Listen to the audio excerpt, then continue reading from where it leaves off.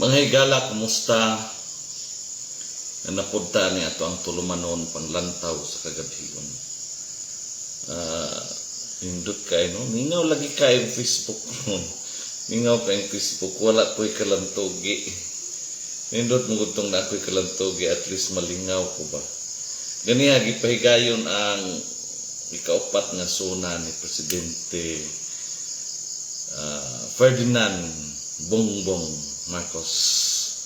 So, ato nang kakuano, the most or the strongest leader in the Philippines.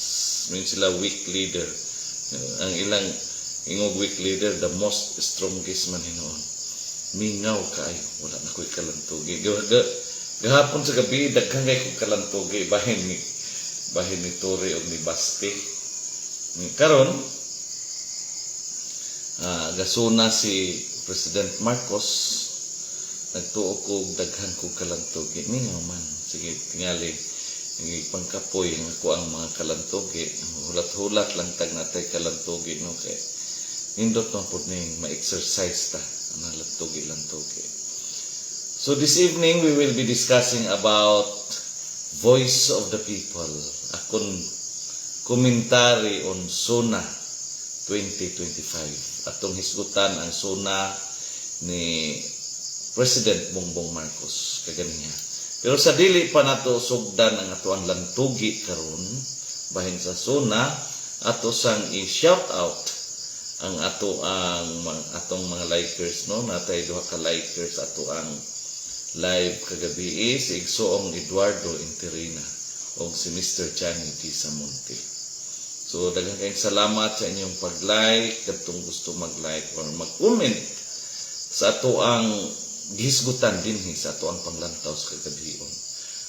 Pwede po mag-comment mo. Lantugi lang uta, debate, exercise, isang nagkalain-lain tagbaruganan. Pero ingana ng demokrasya mga igsoon. Natay freedom of expression. Lantugi lang tan, di lang ta masuko. Di lang masuko kay makatiguang ng masuko.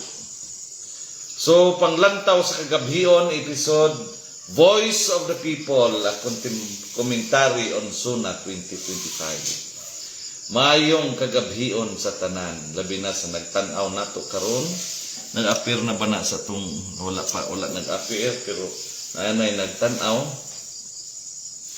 Tonight we do not simply reflect. We give due recognition. We commend. We celebrate.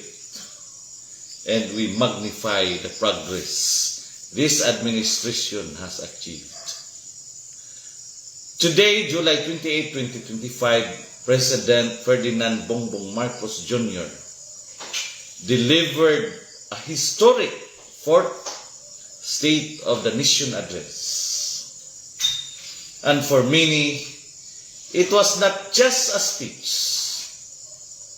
It was a bold affirmation of leadership that works. A promises kept and of a vision fulfilled. The most or the strongest leader ever in the Philippines. President Marcos delivered his SONA with clarity, with calm, and with conviction. Sa iyang tingog ug tindog, makita ang kalinaw ug kakugi sa tinuod nga Pangulo. The SONA 2025 was filled with real accomplishments, grounded, measured, and deeply connected to the lives of ordinary Filipinos. He began with sincere acknowledgement of the calamities that recently devastated the nation. But more than that, he honored the bayanihan spirit, the soul of the Filipino, the national and local governments working as one, have raised the bar for disaster response and recovery. Relief has become faster, rescue operations more efficient, and lives are being restored. Psalm chapter 46 verse 1 reminds us, God is our refuge and strength, an ever-present help in trouble. In every evacuation center and flooded barangay, we see that help in the form of public servants, led by a president who truly cares. The long-awaited dream of 20 pesos rice is now becoming a reality in many regions. This is no longer as aspiration. It is a working achievement. Under his administration, the Rice Competitiveness Enhancement Fund is better implemented, and farmers are receiving what they need: seeds, training, and fair market access. Republic Act number 11203, strengthened by Marcos policies, now serves not just the market, but the people. Farmers are protected. Consumers are relieved. That is leadership.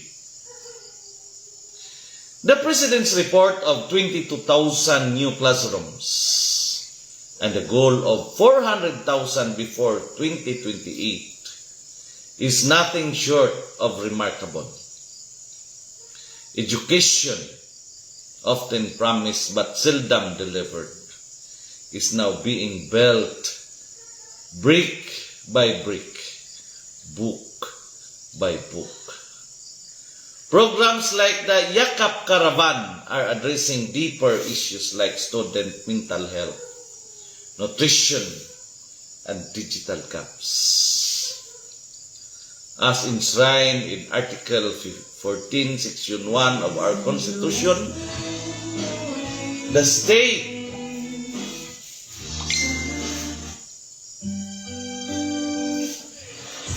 excuse me for a while.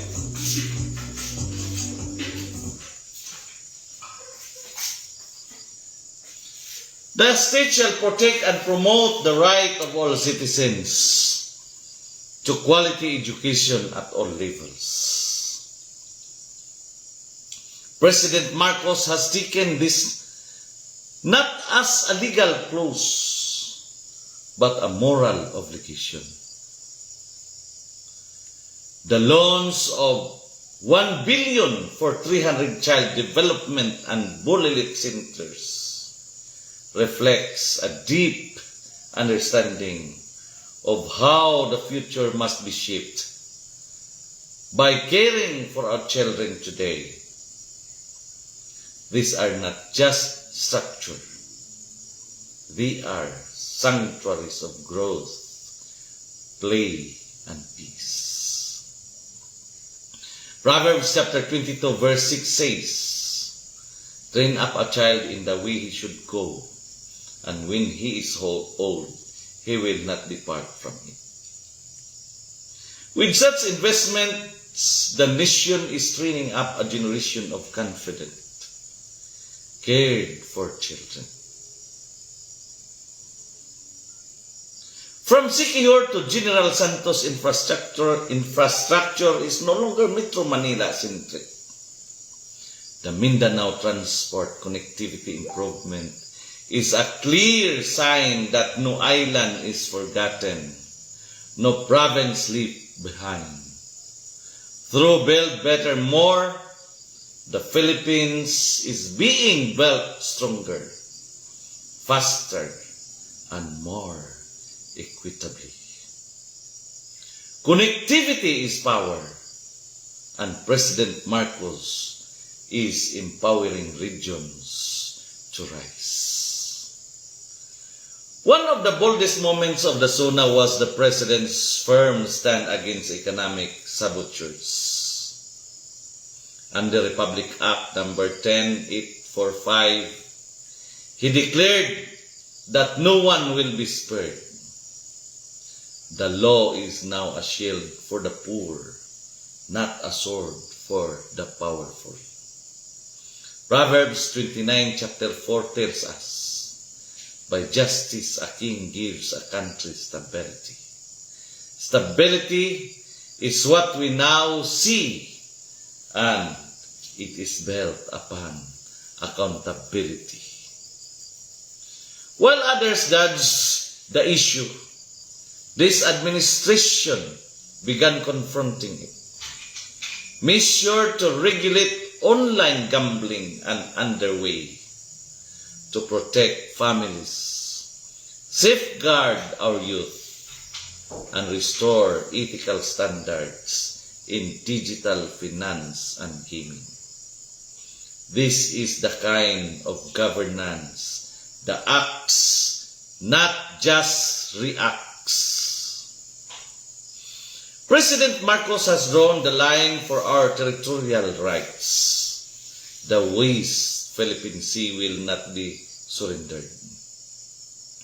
Through alliances based on mutual respect, not fear or dependence, he is protecting the nation's dignity and defense. Romans chapter 13 verse 1 reminds us that authority comes from God, and this authority, when used with wisdom and courage, becomes a force for peace. Despite political noise and partisan divides, President Marcos has remained calm, composed, and committed to unity. He has proven that real leadership is not about volume. It's about vision.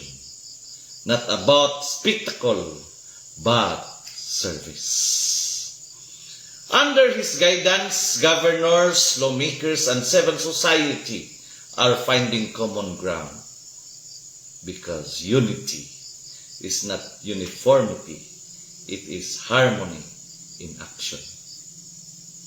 Mga kaigsuonan, dili ta mahadlok mulaom. President Marcos has shown us that with clear goals, honest governance, and faithful public service, the Philippines can rise. As Jeremiah chapter 29 verse 11 declares, "For I know the plans I have for you, says the Lord, plans to prosper you and not to harm you, plans to give you hope and future." The President has a plan, and with our prayers, participation, and patriotism, it will bear fruit. Let us support this administration. Let us protect its gains. Let us speak truth. Yes, but let us also speak gratitude.